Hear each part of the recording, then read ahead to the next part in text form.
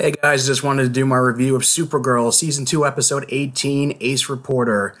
So, Kara's been in a bit of a funk. I mean, and she's been unemployed, for the last couple of episodes, but now it's at the point where there hasn't been, like, any crime, or even to the point where she shows up at the DEO and they don't have anything for her to do. Which contradicts the fact that Guardian and Wynn are going out at night, fighting robberies and stuff like that. So, and obviously there's no crime during the day. I don't know. It's kind of contradicts itself. But anyway, when Lena comes over and sees that Kara is grief baking, she invites her to go to a demonstration by Jack Spear, a Biomax who's basically Lena's ex-boyfriend and a former partner who was working on a project about it. Basically, was working on these like swarm of nanobots, like some nanotech that allows for accelerated healing, which has been able to perfect. And Lena asks Kara to go there for emotional support, so she's not tempted to go running back into his arms because of the falling out they've had. But Kara's approached by a lab technician who worked on the project, saying that there were no human trials, and they said it was like too dangerous to be released to the public. But then a swarm of nanites end up attacking the informant's car and blowing it up. Supergirl only being able to survive, obviously, because of her invulnerability, and apparently it leads to the death of another informant. I guess his name is Derek Simpson, who was because Snapper Carr is also investigating the whole Biomax, and the nanites come to the guy's house and ends up disintegrating. Simpson and Carr is only able to get herself and Snapper Carr out of there by using her freezing breath on the nanites. And it's pretty obvious. I mean, they make it pretty obvious that Jack Spear is involved in the murders, but they don't realize is that there was one human trial after Kara convinces not only Mon-El that they should go crash a double date between Jack and Lena, but Mon-El was able to give Jack an awkward hug, but it was only to get his pass key and get into his office, and they see a video on his computer in which he injected himself with the nanites and it fused with his body. So he is made up of the nanites and he is responsible for the murders. And when he goes to Lena's office to reconcile and end up kissing, there's almost like this weird kind of signal, some like real kind of noise that he's being signaled that something's up. He has to go back to his office, and so Kara and Mon-El are able to get out of the office just in time before he shows up. And Kara confronts Lena with the video, and she has a hard time accepting it and saying that he's going to confront Jax. But Kara says it's a bad idea because he's just only going to end up getting killed with the two informants. And then when Kara goes to talk to Snapper, he finds out that how the CFO, Beth Breen, I think her name is, has a lot of stake in the project, and that if the project goes bankrupt, so does the company.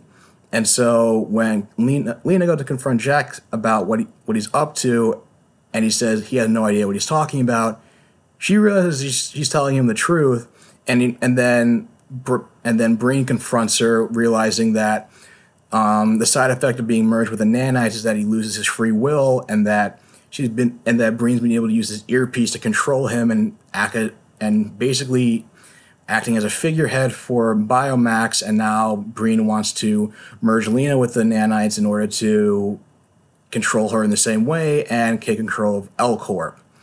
Of course,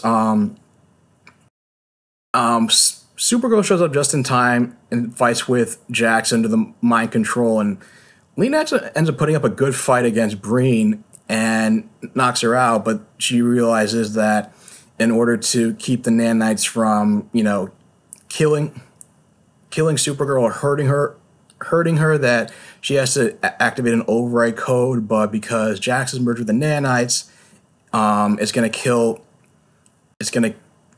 him as well, and so she's forced to activate the override code to save Kara at the expense of Jax's life. And then she has a heart-to-heart with Kara, saying how she felt the same way when Lex was dragged off the prison and Lillian came in to clean up Lex's room, cold and calm, but then she gets the sense of warmth knowing that Breen's going to suffer in prison, and that she feels that she's not good at dealing with grief, and that's going to bring out, and she's afraid it's going to bring out the worst in her given Jack's death.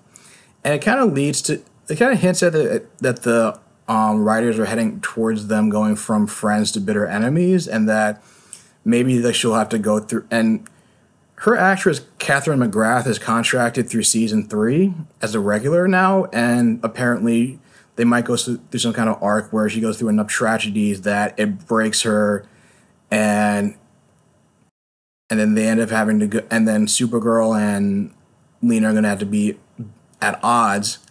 The other side plot was, with Guardian, about how Lyra was tagging along for his and Wynn's night activities, fighting crime, but they feel like she gets too violent with the criminals, or at least one kid in particular is a 15-year-old who tries to knock up a store, and so when Wynn asks at James' behest as not to be involved, she gets pissed off and storms off. But then, James reconciles with Wynn and decides to have Lyra on the team as long as she follows his orders. And, I was kind of forgiving of the whole Guardian thing with James. I know that they wanted him to still be involved, even though Catco didn't have much of a there wasn't much room for Catco and the overall story arc for this season, but it's kind of becoming painfully obvious they don't even know what to do with this character, to the point where his appearances on the back half of this season have been more and more sporadic. And I'm just thinking, I'm not really a fan of the whole Guardian thing, to be honest. But then there's also ends with Raya, Monel's mom, showing up at the end, wanting to with a business proposal for Lena, and I feel like it would have been a bigger surprise if they didn't have her, if the stock footage from the previously on segment, then it would have been more of a surprise that she would play a role, and how she was going to use or manipulate Lena. But, I kind of knew it was her just from even when you just saw a silhouette of her in the doorway.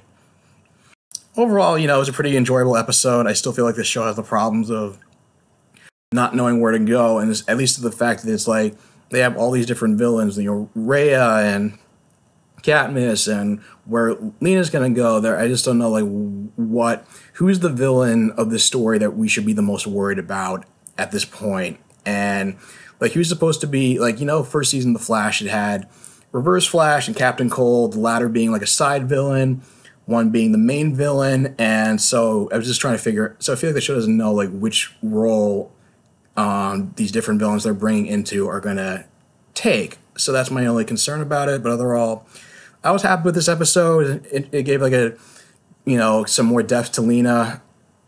And I don't know, what do you guys think of the episode? Leave your thoughts in the comments down below.